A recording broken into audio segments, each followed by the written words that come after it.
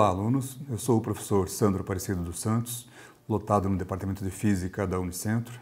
Tenho graduação de licenciatura em Matemática e doutorado na área de Ensino de Ciências.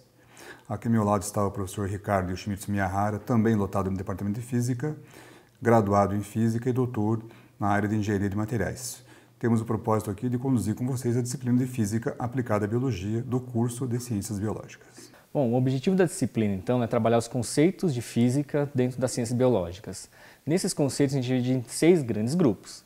No primeiro grupo, a gente vai falar sobre dinâmica dos sólidos. Dentro das dinâmicas dos sólidos, a gente vai trabalhar os conceitos, por exemplo, de movimentos, movimento retilíneo, movimento em diversas dimensões. Falaremos também sobre movimentos, a diferença entre movimento e força, o trabalho relacionado na física, que é um pouquinho diferente do que a gente tem no nosso dia a dia. O conceito de trabalho a gente já liga junto com as energias, os diferentes tipos de energia. E finalizaremos essa parte em uma das questões mais básicas que a gente tem nas ciências, que é a lei da conservação da energia. Então a gente finaliza essa primeira parte com a lei da conservação da energia. A gente entra no segundo tópico, que seria fluidos em sistemas biológicos. Dentro de fluidos a gente vai trabalhar, por exemplo, a definição do que é pressão, a diferença de uma pressão geral com pressão hidrostática. Dentro da pressão hidrostática, a gente ainda vai fazer algumas aplicações biológicas. Entraremos com alguns conceitos fundamentais da hidrostática, que são o princípio de Pascal, de Stevin, de Arquimedes. E finalizaremos com o escoamento dos fluidos, que vai trabalhar, por exemplo, com a aplicação dos fluidos num sistema, por exemplo, biológico do tipo corpo humano. Então, qual que é a diferença? Como que o fluido corpóreo trabalha dentro do nosso corpo humano, considerando a bomba cardíaca como o princípio fundamental da pressão do nosso corpo. No terceiro momento, a gente vai trabalhar com termometria. A termometria se divide em conceitos de calor, energia, temperatura. A gente vai falar dentro desses conceitos ainda as medidas de temperatura e finalizaremos com as diferentes tipos de escalas termométricas. E a gente passa então para o quarto conceito, que seria os fenômenos ondulatórios. Nos fenômenos ondulatórios, a gente tem os conceitos do que é onda, do que é partícula, do que é onda harmônica, os princípios de superposição que pode haver dentro de uma onda. A gente vai falar também sobre ondas em alguns meios elásticos e não elásticos. A gente vai falar também sobre a aplicação de ondas no meio, por exemplo, como num gás, que é o caso do som.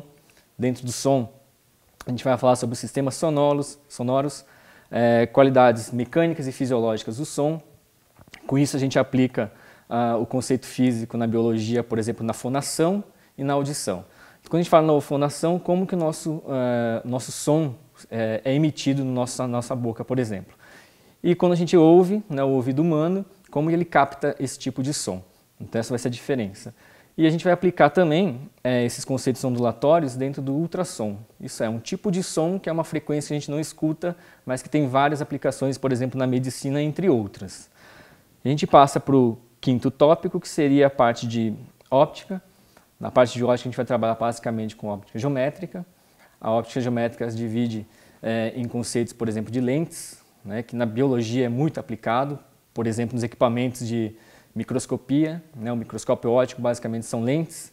Então, nesse conceito a gente vai verificar também a diferença entre lentes refrativas e lentes reflexivas.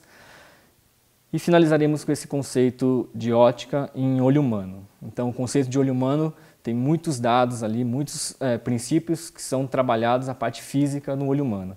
Então, o conceito básico da formação de uma imagem que o cérebro vai captar é puramente físico. E finalizaremos a nossa disciplina com o sexto conceito, que são radiações. Dentro das radiações, a gente tem diversos tipos de radiações. Então, radiações, por exemplo, corpusculares e radiações eletromagnéticas. Nas radiações eletromagnéticas, que está dentro dessa radiação, as luzes visíveis, por exemplo, a luz visível, a ultravioleta, infravermelho, raio-x. E dentro dessas radiações, a gente finaliza com um tipo específico de radiação que a gente chama de radiação ionizante. Na radiação ionizante, a gente tem vários conceitos aplicados à biologia, como, por exemplo, cura de tumores, diagnósticos por radiações, entre outras modificações genéticas e outras aplicações. E assim a gente finaliza a nossa disciplina de física aplicada em biologia. Ok, pessoal. Então perceberam que temos aí uma gama razoável de conteúdos e conceitos a serem desenvolvidos. Procuraremos colocar a disciplina do modo mais prático possível, com bastante aplicações relacionadas ao conhecimento biológico. E é claro que solicitamos a vocês bastante atenção aos materiais, aos textos que serão disponibilizados a vocês na plataforma Moodle. E isso, claro, confere e solicita a vocês bastante dedicação à disciplina. E desejamos a todos um bom trabalho.